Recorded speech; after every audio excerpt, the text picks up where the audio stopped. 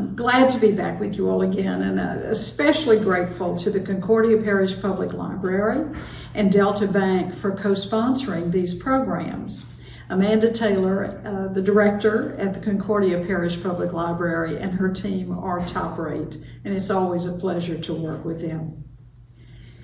A few months ago, a friend of ours just casually suggested a topic for one of our programs. He said, "I would like to know some more about General Chennault." And so with that, this program came to be. General Claire Chennault was really quite an interesting fellow. He's generally best known as the commander of the Flying Tigers unit, but there's a lot more to Claire Chennault than just that period of his life. One of the real problems that scholars and historians, and frankly, I have had with doing the research on Chennault, is trying to separate the man from the myth. There's a great deal of information about Chennault, but not all of it is as pristinely accurate as historians would prefer. But that's okay, we've worked around that, we'll be all right. How do you, though, separate a man who's larger than life from the myth that grows up around him? Public figures will attain mythic status over time if they live colorful lives, if they were in a position to act heroically in a very serious threat situation, or if in some way they change history. What's interesting about the general is that he did all three. The mythic status generally comes after one dies, but Chennault was already mythic well before his death in 1958. That's the problem with trying to separate the man from the myth. That's what's driven the historians slightly crazy.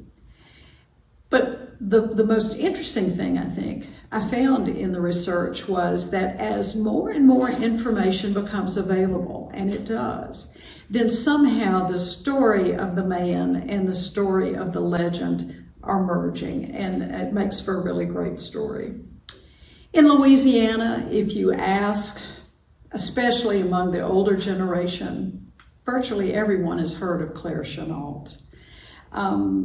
They may not have ever met him, but they know him. They feel like they know him. He's one of them, and he's one in whom they have a great deal of pride. His is the reputation of a fighter, a defender of democracy, and a man willing to give up much of his private life, his family life, to do the right thing for America. To make my preparation for this, I paid close attention to 4 books, and I'm going to recommend to you right now that you read any one of them you want, and if you want a full picture of Chennault, read all 4. Everyone knows that if you can get the subject's first-person discussion of what his life was like, that's where you go. And so the first book that I would recommend to you is called Way of a Fighter, the memoirs of Claire Lee Chennault. And he published it himself in 1949. It's a very interesting book. In it, he tries to explain for the record why he made the decisions that he made during wartime. What he's really doing is he's building the case for American engagement in China because of American interests being threatened. It's a very compelling first-hand account of what he did, sometimes in accordance with the policies of the U.S. government, sometimes a little outside of the policies of the U.S. government.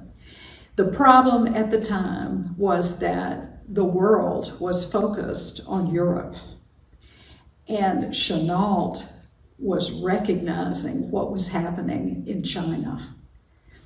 It's a very detailed account, too, of the American Air Corps' support of General Chiang Kai-shek.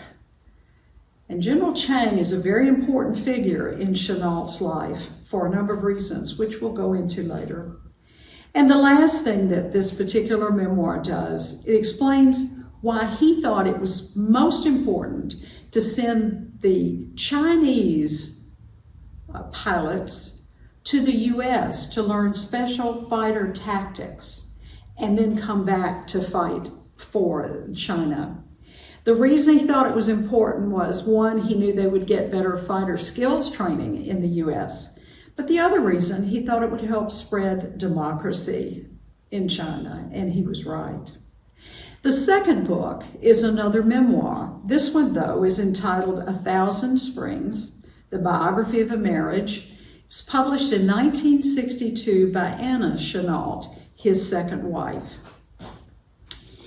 It talks about their romance. It talks about their marriage. It's the one book that gives a first-person account of Chennault's illness, his life beyond the tigers, his battle with lung cancer, and ultimately his death. She married Chennault in 1947. She became his widow in 1958. Their marriage was only 11 years. They had 2 daughters together. She met Chennault, who was 30 years older than she was, when she was working as a correspondent for China's Central News Agency. She was beautifully educated, and language was not a problem for her.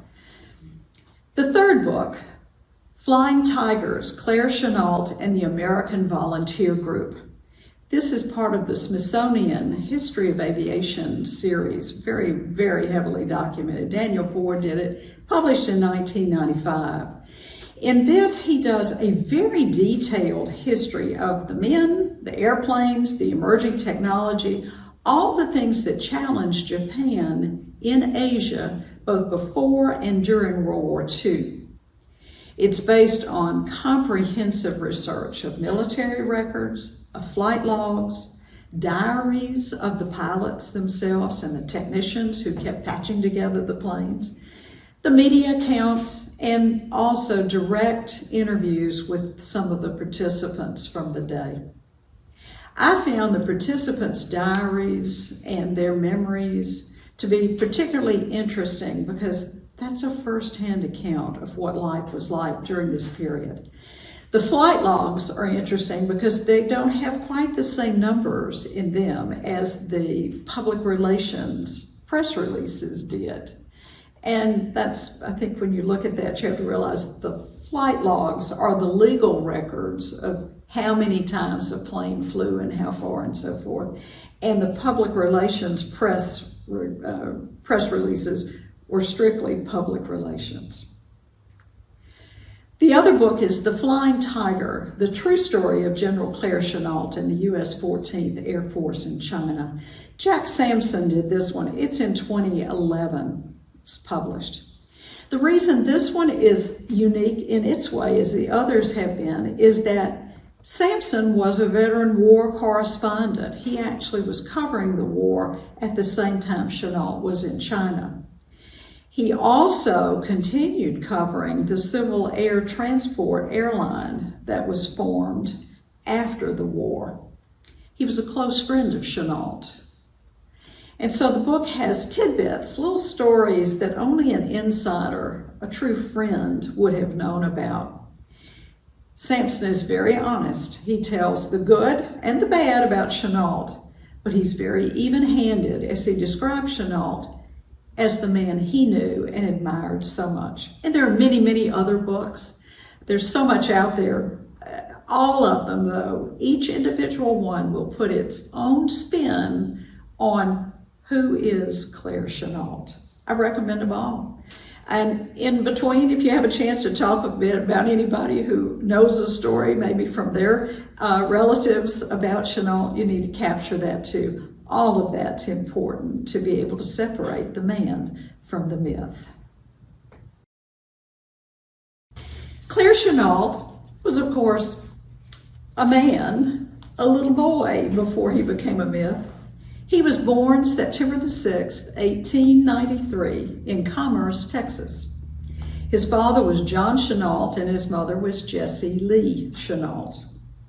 Claire L. Chennault's middle name is Lee, and it was in honor of General Robert E. Lee, who was a distant relative on his mom's side. When he was quite young, the family moved to Louisiana. Chennault said, "My earliest recollections are of roaming the oak woods and moss-draped cypress swamps in northeast Louisiana. Life in these woods and on the bayous and lakes taught me self-confidence and reliance and forced me to make my own decisions." Now, the story goes that he was born in Commerce, Texas, because there'd been a little problem between his father and a horse trader. A horse trader had tried to sell Chennault's dad an unbroken wild Mustang as good, dependable farm stock. Chennault's dad didn't like that, and so he took a shot at the horse trader and he put a hole through the horse trader's hat. The family decided under the circumstances it would be best just to go to Texas until things cooled off, and that's why Chennault ended up being born in Commerce. When he was 8 years old, his father married Lottie Barnes, Claire Chennault's teacher at the Gilbert School. Chennault's childhood was happy, and he learned really the best form of patriotism, growing up in a small town, rural area, where people understand God and country and family. He described himself in his memoir as a loner, and others have said the same thing about him. He liked to be alone. He liked to be on the bayous. He said that he was also very happy when he was with a group of younger boys who would follow his lead. So even as a very young boy, he was already the commander in personality. One of the things that's funny about Chennault is there's been considerable disagreement on exactly what year he was born in. Chennault claimed for most of his life that he was born in 1890. His tombstone says 1893. His memoir says 1890. His listing in Who's Who in America says 1890. His admissions documents to LSU and Northwestern say 1890. His applications to West Point and Annapolis say 1890. Only the tombstone is right. He was born in 1893. This is his tombstone. He was buried in Arlington National Cemetery. Quite a distance from Commerce or Waterproof or Gilbert or any of the other small towns that were really the basis of his life. The confusion still remains, though. This is an official historic monument, a marker about the general. It says Lieutenant General Claire Lee Chennault, 1890 to 1956. His education was relatively sparse, but it was a good education, and he was clearly a very bright, very clever man. He finished Gilbert School, which was all the grades together. He finished it when he was 14. This is part of the reason most of the scholars have finally decided that the birth year date is different, because if he had given his actual age, he might not have yet been able to qualify for some of the things that he was going to do. He entered LSU in the January of 1909. He was known as an Aggie because he was taking courses in English, algebra, botany, comparative physiology, farm accounting, and elementary agriculture. There, he continued doing something that he loved during his high school years, and that was to play sports. At LSU, he was involved in track, basketball, and baseball. And throughout almost his entire life, until his health got in the way, baseball was his sport. A year later, he enrolled at the State Normal School. We know it as Northwestern now. That was in 1910. And there he studied for a few months, physics, agriculture, arithmetic, algebra, grammar, accounting. And he completed the teacher's training program. And then in 1930, 20 years after that, he's selected to go to the Air Corps Tactical School. And this was the first real recognition of the general's true talent. This is the school that generals are sent to be trained when they aren't quite generals yet, but the people who are in the know think they're probably going to one day be generals. Chennault did something very different at the Air Corps Tactical School. He studied the tactics of both Hannibal and Napoleon, neither of whom had fighter airplanes. But he did it, he explained, because the sky was just another form of ground. And the tactics, how you moved around and above and below your enemy, were not all that different from the way the great masters of tactics, Hannibal and Napoleon, had done it. It was 1910 when Chennault saw a Curtiss biplane. He was at the Louisiana State Fair in Shreveport, and there was a Curtiss biplane there. It featured a propeller behind and the pilot seated out in front. It was really not very much more sophisticated than the plane that the Wright brothers had made famous just 7 years before. Chennault looked at it, walked around it, and he was hooked. September of that year, he was named teacher principal of a school in Athens, a small town near Shreveport. At the end of that school year, Chennault attended commencement at Winsboro High School. And at that commencement, the valedictorian, Nellie Thompson, caught his eye. She was valedictorian, and she also happened to be the only graduate. December 25th, the two married and started their family, and they would eventually have 8 children together.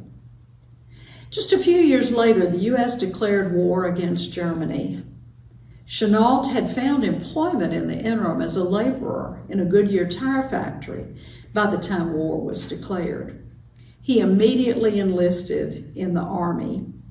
He moved his growing family back home to Gilbert, to the home place, and had them stay there while he attended infantry training school at Fort Benjamin Harrison.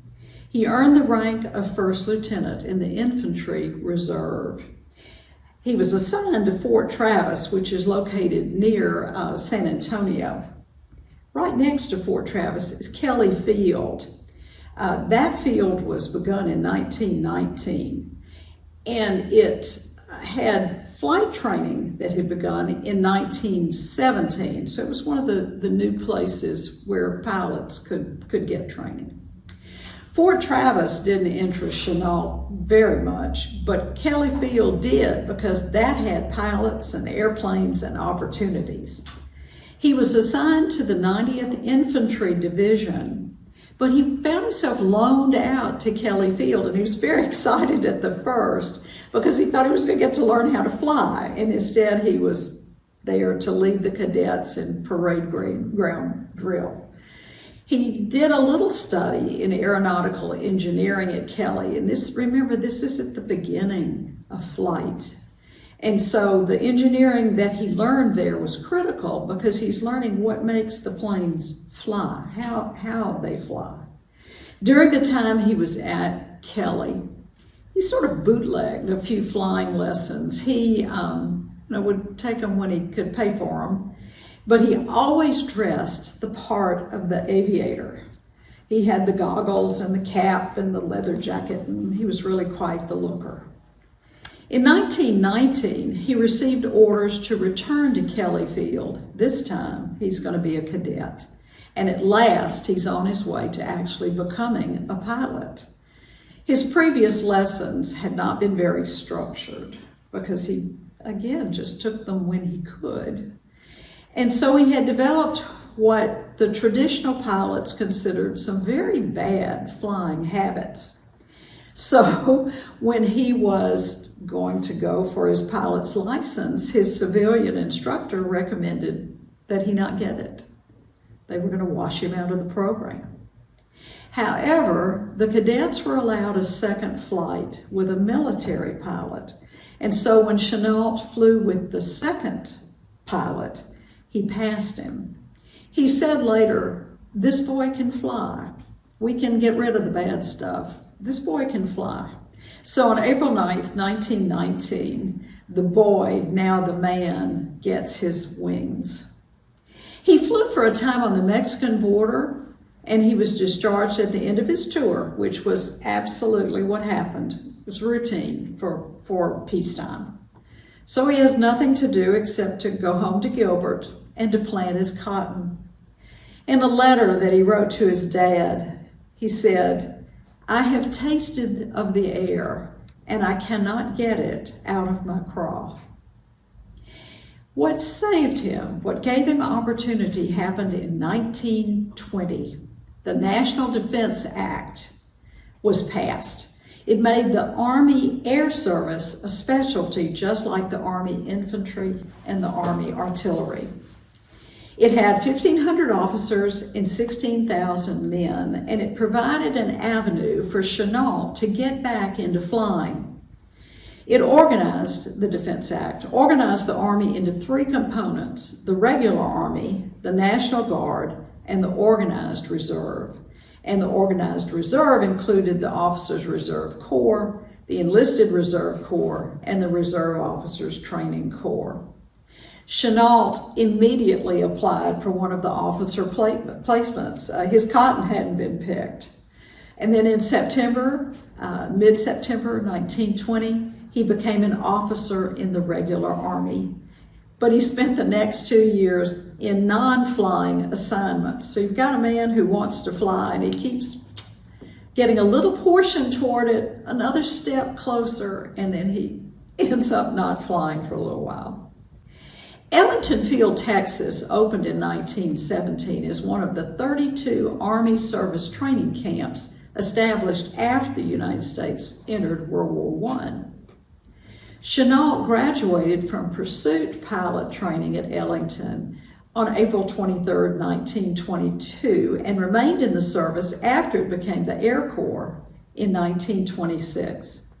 He became the Chief of Pursuit Section at the Air Corps Tactical School in the 1930s. So his career in the Army is a good career. It's a solid career. It's not giving him enough flying time to suit him because it's basically between wars. In 1924, he gets an enormous break, a bigger break than he could possibly have realized at the time, or anyone else, but we, with hindsight, recognize for how important it was. He was assigned to the 94th Squadron duty in Pearl Harbor, Hawaii. This is before Pearl Harbor was ever hit. He's sort of in the hinterlands, but he learns there, over his 3-year term of duty, just what was happening with China and with Japan. He was named the commanding officer of the 19th Pursuit Squadron, and while he's there, he watches as Imperial Japan is emerging as an imperial power. And he learns firsthand the role of geopolitics in the Pacific, what will be the Pacific Theater. Best of all, though, he was getting to fly a lot, and so he was a very happy camper. 1929, he returned to Brooksville, Texas, and he taught for 2 years there. He was promoted to captain and named director of flying. In 1930, he was selected to attend that Air Corps Tactical School that I mentioned earlier. Someone thought he was general material, and so they put him at Langley to get him trained. When he was done with that, he moved his family to Montgomery, Alabama, where he joined the tactical school faculty as an instructor, and he was teaching something special: fighter plane tactics. He would fly home to waterproof Louisiana on weekends to hunt and fish with his cousin. That opened another path for Chennault that turned out, just like the Pearl Harbor designation, to be almost a moment of disbelief of what the offer was that would come. His cousin, Ben Chase, had served in the Naval Air Service, and his friends from Pensacola would sometimes come with him. For the weekend, they'd all hunt and fish. And they often talked about the acrobatic flying team that was at Pensacola. They were known as the Hellcats. The tactical school commandant at Maxwell Field paid attention to the Hellcats, and he decided to ask Chennault if Chennault would create a similar team for Maxwell Field. And of course, Chennault jumped on it. I mean, aerobatic flying was a whole new thing that he wanted to learn. And of course, it becomes the key to the success of his Flying Tigers. Chennault's 3 men on a flying trapeze developed their routine while flying over waterproof. And it's so funny. When I was reading this part of it, I was remembering conversations within my own family, the older members of it, when I was growing up, talking about watching Chennault and these other crazy people flying over Tensas Parish, where they're learning to do their acrobatics and perfecting their act. Their act actually became pretty famous. The three flew almost as one. It's been several of the historians have said that it was probably the most dynamic and best of all the acrobatic military units. They would actually bring their planes in flight to within 8 feet of each other. And for one trick, they would tie their planes together with a 20-foot rope and take off tied together, fly, do loops and other things tied together, and then land tied together. And they live to tell about it. It's amazing. Air Corps newsletter correspondent wrote this about them: wingovers, slow and snap rolls, Immelmans, and finally a turn and a half spin were executed with such precision and perfection that it seemed as if the 3 planes were activated by a single mind. The historians agree it was Chennault's mind that held them all together. 1931, rumbling begins in the Pacific. Japan invades Manchuria, and this is the beginning of the battle for China. The US, Britain, and France used diplomatic dialogue to discourage any further Japanese incursions, but Japan just ignored them, and none of the other nations were really interested in getting all that involved with that part of the world. Again, the attention is on Europe. Japan continued to invade the eastern part of China, and Peking and Shanghai both fell. You can see this on this 1935 map. Chennault's work on aerial maneuvers using 3-plane teams caught the attention of a lot of people. In 1937, Chinese Air Force Colonel Mao Pengchu, serving under China's nationalist leader, General Chiang Kai-shek, saw Chennault's teams, the 3 men on the trapeze, final aerobatic performance. It was to be a life-changing experience for Chennault. At a cocktail party in Miami, Mao offered all 3, Chennault and his 2 wingmen, jobs at the Chinese flight school in Hangzhou. Williamson and McDonald ended their enlistments immediately and sailed for China in 1936. Also in 1936, Chennault became executive officer of the 20th Pursuit Group. Chennault had the rank of major in the reserves, but remained a captain on active duty. Here, as all through the rest of his life, Chennault was much beloved by his men, but he annoyed the officers above him. Chennault was convinced from his aerobatic experience and from his knowledge of the planes and just simply the way he flew. He was convinced that the fighter plane would be invaluable in the air warfare that he predicted would be coming. Health problems, though, began plaguing Chennault. They had actually started many years before. Bronchitis was a recurring problem for him, and now it became more of a problem, more difficult for him. In 1935, he wrote a book, a very small book, one that, though, turned out to be very important in military history. It's an aviation textbook, and the title of it is The Role of Defensive Pursuit, in which he explained in detail his new fighter tactics that incorporated his flying skills learned during the Men on a Flying Trapeze time. Chennault believed that bombers, which were the preferred aircraft at that time by his superiors, were too vulnerable to attack by fighter planes. His book proposed ideas that were in conflict with those of his superior. Chennault was a fierce advocate of pursuit or fighter interceptor aircraft during the 1930s, when the U.S. Army Corps was thinking strictly about high-altitude bombardment.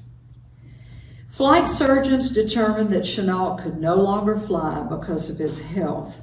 At about the same time, there were two primary issues. One, the chronic bronchitis. He had smoked 3 packs of Camel cigarettes a day for decades, and it had taken its toll. The other problem was he was very, very deaf. It had developed over the years of flying those open cockpit planes, and actually for a number of years he had been flying on medical waiver, but the condition had gotten worse. Many of the folks who knew him during this time thought he was aloof, that he really didn't interact when they were having group discussions as much as they thought he would. Others, of course, have said he was just contemplating what his great thought would be at the next moment. The truth was he had become a very fine lip reader, and what he was doing was he was reading lips to make sure he kept up with the conversation as a whole. In 1937, he retired. It was at his permanent rank of captain. Once again, he moves his family. This time they buy a farm near Waterproof, Louisiana. It was on Lake St. John. Nellie Chennault was very happy with the rural life, but Chennault himself was not. He was still a fighter. He was a military man at heart. He was a flyer. He needed to get back to what he loved the most. More and more, Chennault became unhappy with not flying, not being involved with the military. And an assignment came along. It was a 3-month assignment, and it came from China, and it was for him to come and review the Chinese Air Force and make recommendations. For this, he was paid $1,000 a month, which was 3 times what he had ever made on active duty. On June 3rd, 1937, Chennault met with Madame Chiang, the wife of Chiang Kai-shek. After that initial interview, then Chennault was interviewed by several others before he was ordered to go to Nanchang and take care of the Chinese Air Force Advanced Flight School.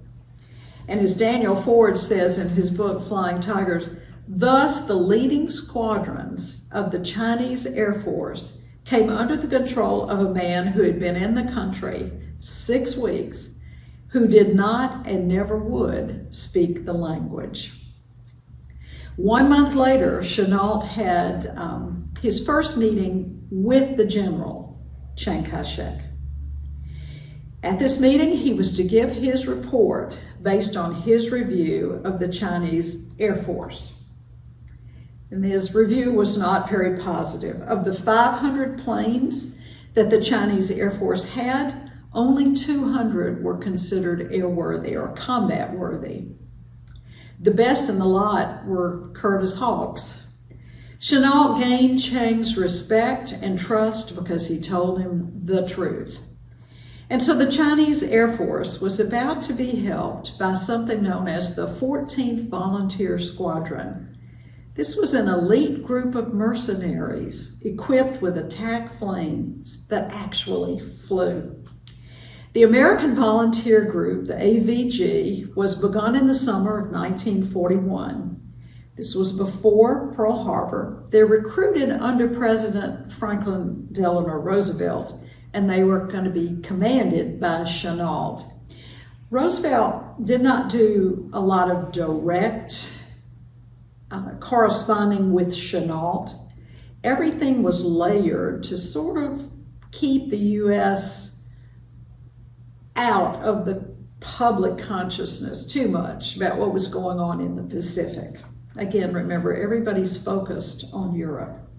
Chennault formed and trained this group of former military pilots, some of them from the Army, some from the Air Force, Navy, Marine Corps, and he was a force to be reckoned with.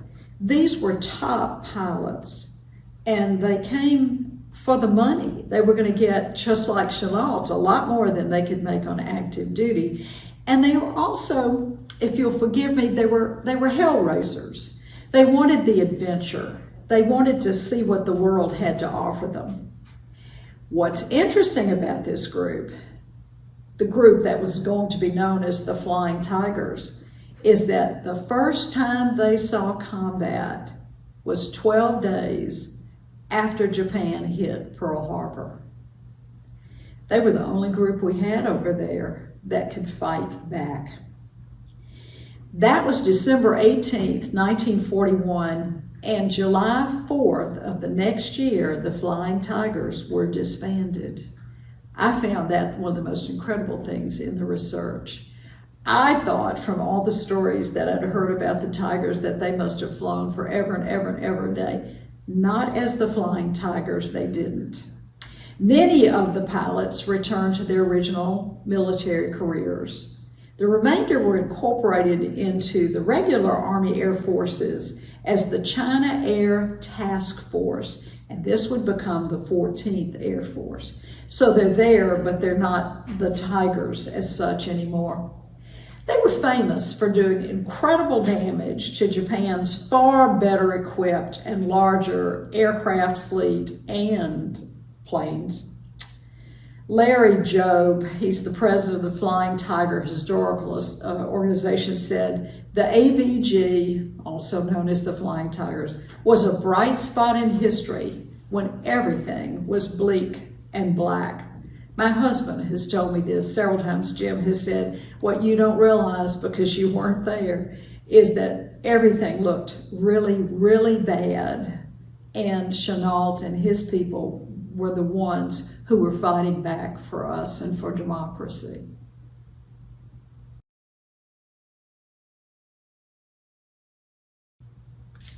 In April of 1942, Chennault found himself recalled to active duty by the Army Air Force, and he was given the rank of colonel. And just a week after that, he became a brigadier general. July of 1942, he was named commanding general of the United States Air Force in China. March of the next year, he was promoted to major general and commander of the 14th Air Force in China. July 1945, he reported to headquarters for the Army Air Force back in the States for a brief period, and the problem was his health was in a serious decline. October 21st of 1945, he retired from the service officially.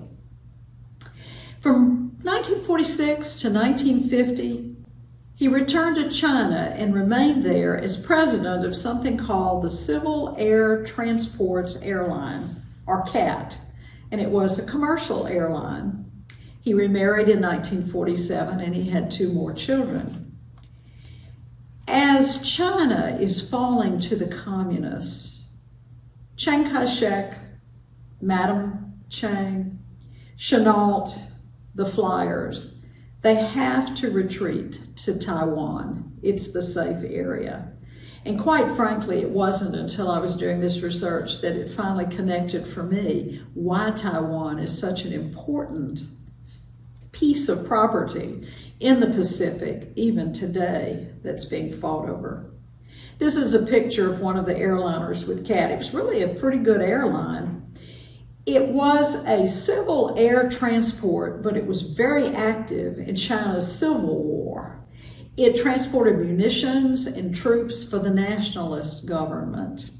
It even did some work, according to fairly recent documents that have been uncovered, for the CIA, America's Central Intelligence Agency. So there was a little spy activity going on.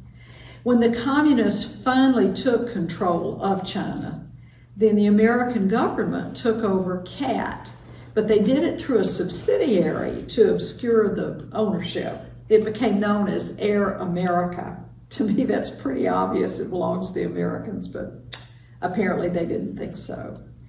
It oversaw, as Air America, numerous efforts to assist resistance against the communists. And until his health deteriorated to the final point, Chennault had a very active role in this airline. January 7th, 1958, Chennault did something unexpected. He released an article under his signature and written by himself alone to the media, announcing that he was in the battle of his life with lung cancer. July of that year, July 18th, the United States Air Force promoted Chennault to the honorary grade of Lieutenant General. And then July 27th of that year, he died. He lost his battle. No matter what else General Chennault did after his time creating the Flying Tigers, for the rest of his life and beyond, he would be remembered for that elite group of flyers, those mercenaries who struck the earliest blows against Japan after the shock of Pearl Harbor. The Flying Tigers were 3 fighter squadrons only, approximately 30 aircraft each, but none of them ever had all 30 flying at the same time. They were put together with bits and pieces, and if somebody would crash, they would harvest the pieces from that plane to put on another plane to make it airworthy. It was really a Band-Aid, patch kind of operation in terms of equipment. But the pilots were beautifully trained and top-notch. They trained in Burma. This was before World War II. And according to AVG and Air Force records, the Flying Tigers destroyed 299 Japanese aircraft and only lost 12 of their own. They swore to defend the Republic of China from Imperial Japan, and they gave it their all.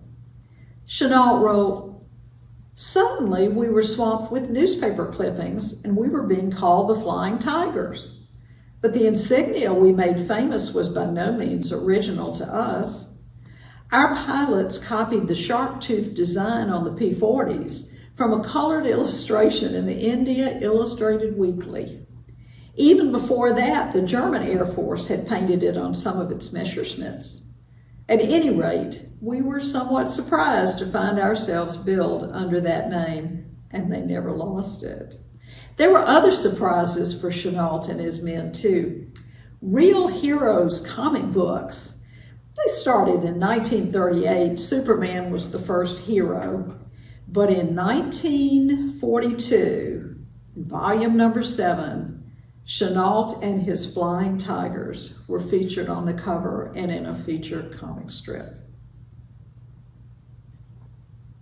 One of the questions that I had, and I bet you do too, is, are there any Flying Tigers still living?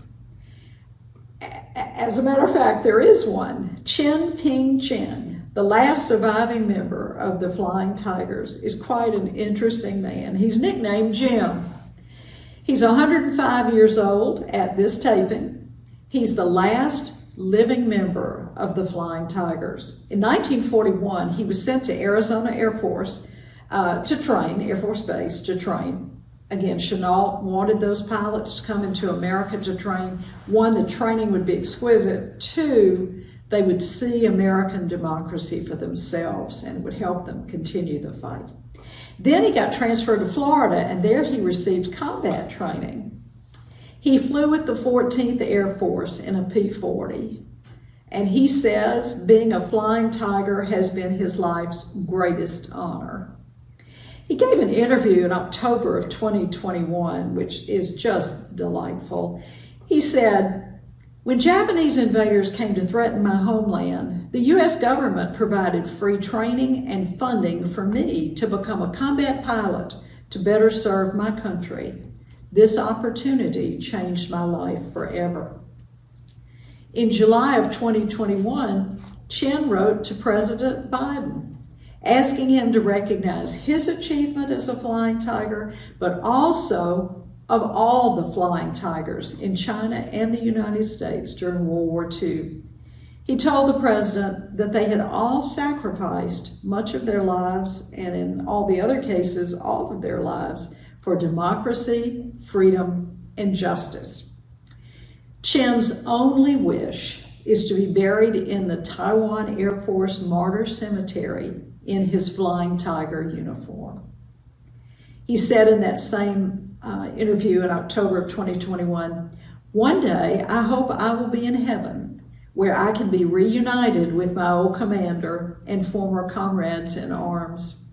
And I sincerely hope that God will continue to bless both the good people of the United States and China, so we can continue joining hands to build a peaceful and better world." The plane, of course, is iconic. Most people, if they see the sharp head, mouth, and so forth, they don't think of the German Messerschmitt that had it. They think of the Flying Tigers.